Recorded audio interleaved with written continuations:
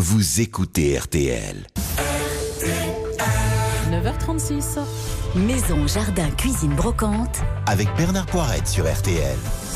Maison, jardin, cuisine, brocante, Sébastien, Laetitia, Thierry et Glantine. Mes amis, bonjour. Bonjour Bernard. Ah, Sébastien, ça me plaît beaucoup. D'abord parce qu'il est rare que vous proposiez du poulpe. C'est vrai.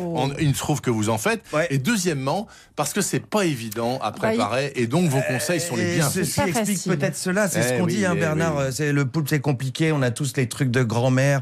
Vous savez, le bouchon de liège dans la gamelle. Ça marche pendant pas. qu'on Je connaissais cuisine. pas Lui ça. cogner La, dessus. la enfin, bon. pièce de monnaie. quoi, ça Moi, je sais pas. J'ai jamais fait comme ça.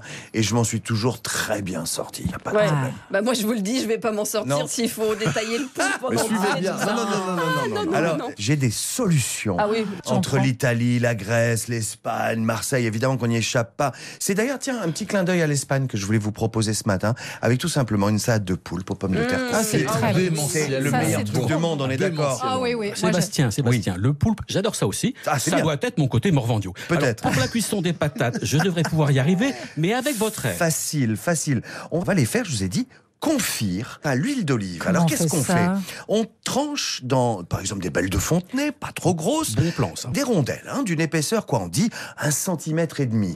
Et ensuite, vous allez donc délicatement les confire dans une vaste poêle remplie à hauteur d'huile d'olive, à feu très très doux, pendant quoi? 1h30 à peu près, Ah ouais. avec un petit brin de thym, une gousse d'ail, ce que vous avez, je sais pas, un brin de romarin. Et après, basta, vous les laissez simplement tiédir et elles sont prêtes, les patates. Alors après, c'est je là. m'attaque au poulpe. Alors c'est là qu'il faut attaquer le poulpe en effet, et on va faire simple pour vous Laetitia. Oui. Au marché, vous savez, chez les poissonniers, vous pouvez mettre la main sur de beaux tentacules déjà cuits. Rien bien. à Mais dépioter. voilà, Rien ça à dépioter. existe. Ils sont Qu'est-ce que déjà vous cuits. avez à faire? Exactement, très facile. Ah bah oui, là, vous c'est les facile. taillez en biseaux, vous faites des rondelles un peu C'est bête épaisses comme chou. pour qu'il y ait encore de la mâche, et vous allez bien violemment les poêler pour les griller comme ça. Oui. Un trait de vinaigre d'estragon à la fin pour déglacer, et ça y c'est est. bien. Ah bah voilà, c'est facile. super.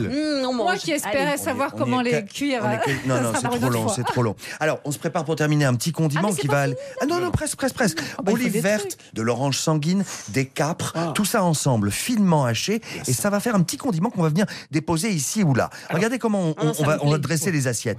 Vos rondelles de patates sur le fond, les rondelles de poulpe bien grillées, tièdes dessus, des petites giclettes comme ça, pop, pop, pop de condiments, et pour terminer, un peu de fraîcheur avec un petit hachis de salade super fastoche, Trévise et roquette en chiffonnade qui va apporter comme ça un peu de fraîcheur. Et là, c'est nickel chrome, il n'y a plus rien à faire. Un trait de piment d'Espelette, quelques grains de fleur de sel, de l'huile d'olive comme ça délicatement. Ça et y est, attaque- j'ai faim. on attaque d'urgence Mais parce avec que ça, c'est c'est super bon. Ça Et me je me plaît. permets de vous donner Voilà. une adresse d'ailleurs pour ça, moins sophistiquée en ce qui concerne le petit condiment, etc.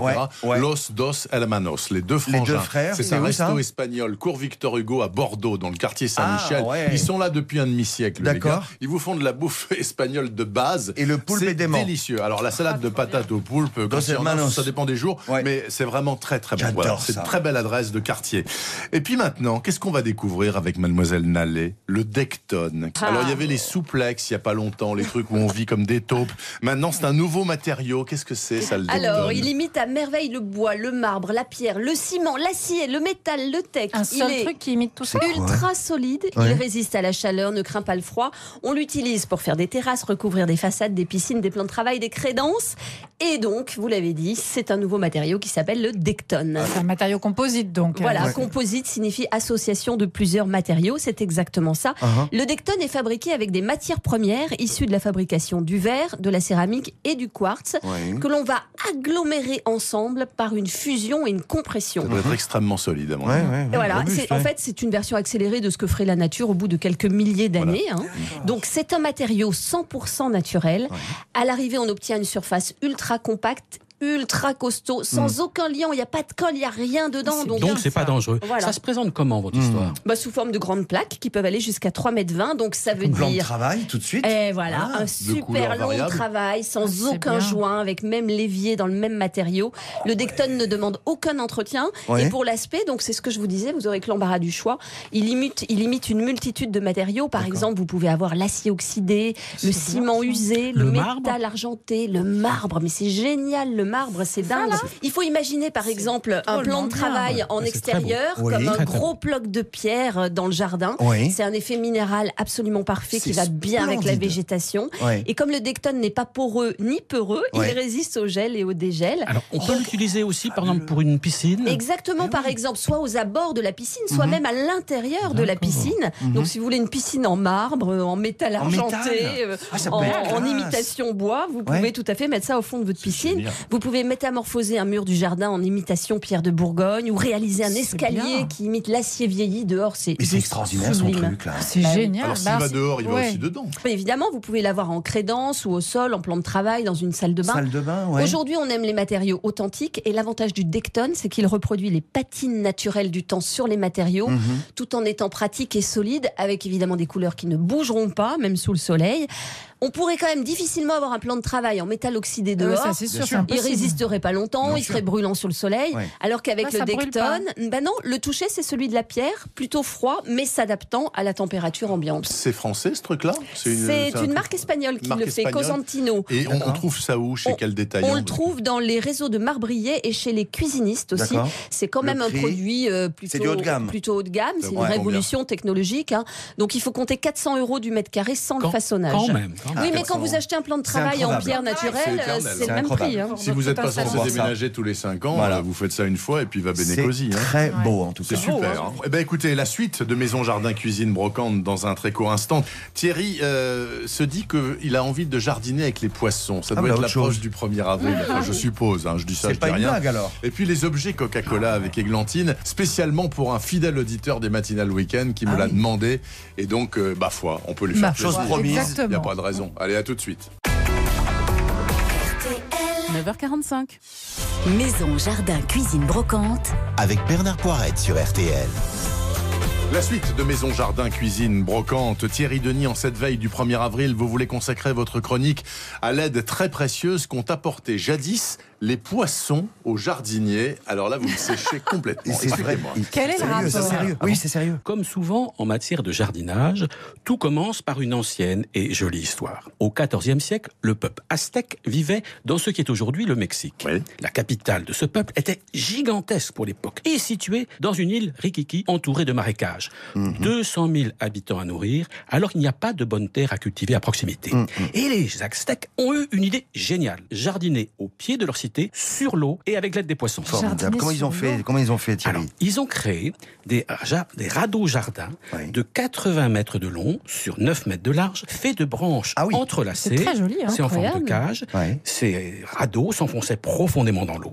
Le tout, ils le remplissaient peu à peu de vases pris dans le marécage. Pour que ces radeaux ne dérivent pas, des saules étaient plantés aux 4 coins. Les racines s'ancraient alors dans le fond. Alors, à force oui. de rajouter de la vase, ces radeaux dépassaient d'1 mètre la surface du marécage Ouais. et le fond touchait la D'accord. base du marécage. Voilà. D'accord. Et alors à ce moment-là, les Aztèques qui semaient les plantes nourricières, Tout c'est à ça fait. Des espèces inconnues à l'époque en Europe, très intéressantes.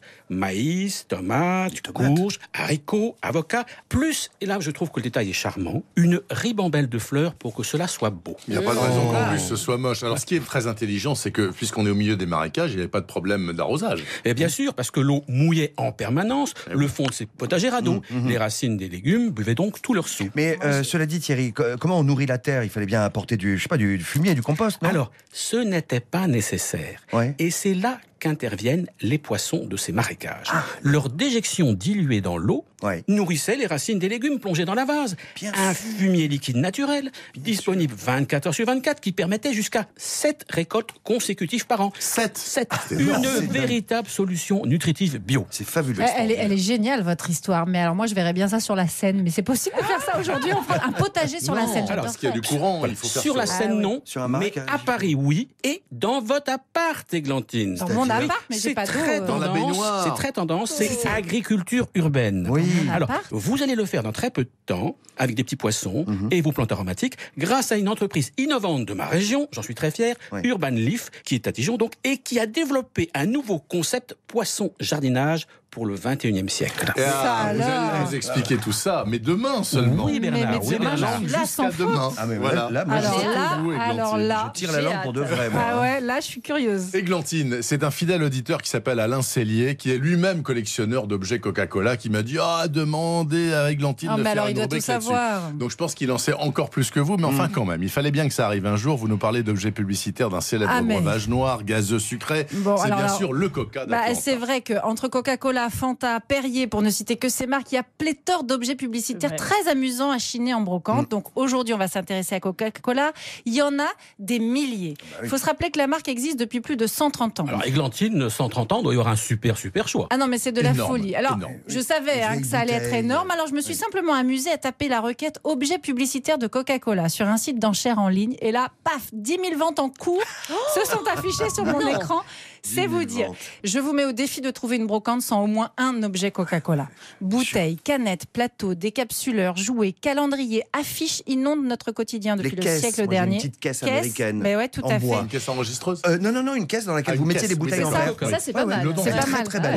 Authentique. Moi, ce années que j'aime 50 beaucoup, ce américaine. sont tous les articles de bar, comme les fameux réfrigérateurs, autres distributeurs. Beaucoup de gens adoreraient avoir ça dans leur cuisine, voire dans leur salon. Ça a vraiment de la gueule, franchement. Un peu plus cher, ça déjà. Alors voilà, on en trouve, mais il faut à peu près 500 € pour un réfrigérateur de la marque, encore en bon état. C'est pas si cher. La bonne nouvelle, c'est que la plupart des autres objets ont été produits en telle quantité que ça vaut souvent que quelques euros à peine. Ouais, mais j'imagine qu'il y a quand même des pièces qui ont plus de valeur que d'autres. Bien sûr. Alors un plateau, par exemple, un joli plateau Coca, ça peut coûter de 1 à 30 000 €. 30 000 €? Oui, monsieur. Non, vous rigolez. Je ne rigole pas. En fonction de son état de conservation, de sa date de fabrication et de sa rareté.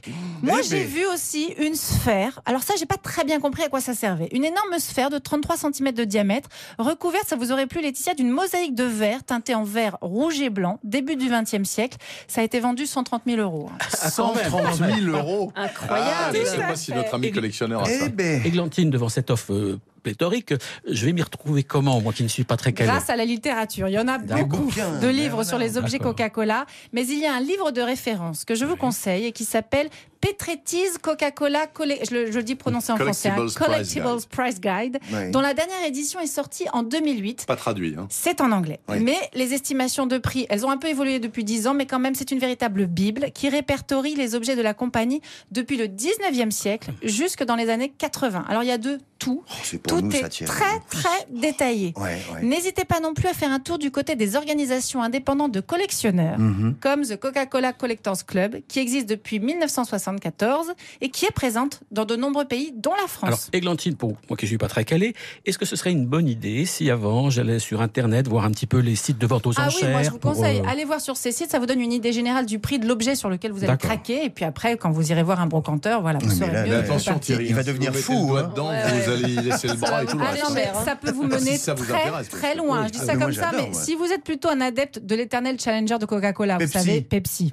Collection de canettes de Pepsi. Ça peut finir comme Christian, un Italien, qui est entré dans le livre Guinness des records il y a une quinzaine d'années. Il avait rassemblé à lui seul plus de 3284 canettes différentes de 71 pays.